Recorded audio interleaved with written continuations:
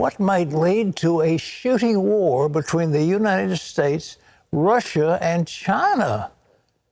The answer, a major cyber attack. So what's the president saying about it? CBN senior international correspondent George Thomas has that. Pat, the president met with members of our U.S. intelligence community this week and suggested that if America were to end up in a real war, he believes it would be because of a major cyber attack.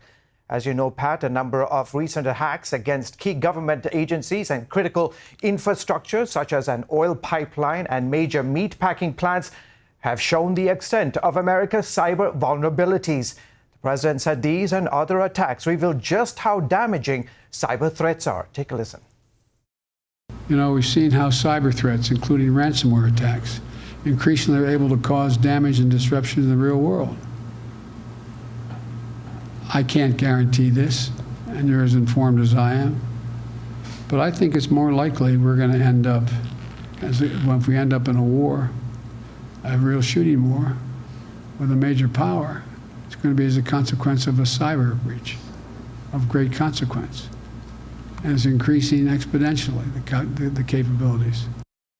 The president didn't say who we might go to war with, Pat, but the administration has accused Russia and China of orchestrating some of the recent attacks. An excellent report on the vulnerability of our power grid.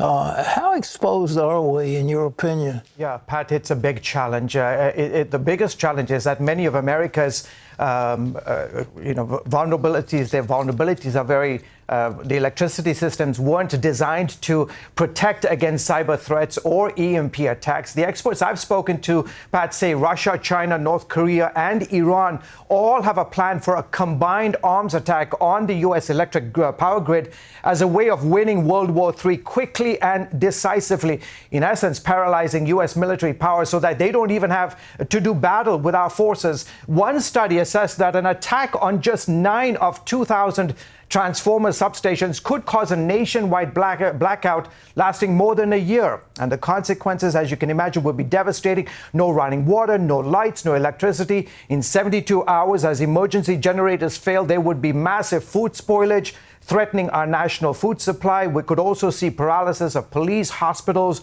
emergency services, government, military. And Pat, finally, in 7 days after emergency generators run out of fuel and batteries fail, the nation's 100 nuclear power plants will go Fukushima. Pat? Frightening. Ladies and gentlemen, we've been warning for years about this. And an interesting thing, the big transformers that can get knocked out are made, you guessed it, in China.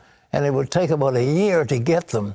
We should be stockpiling. If, you know, the government is up there yakking away about all these minor things, and this big crisis is looming overhead, and we're not doing anything about it. It would take a little bit of money to fix it, but if we don't do it, what George said could come to pass.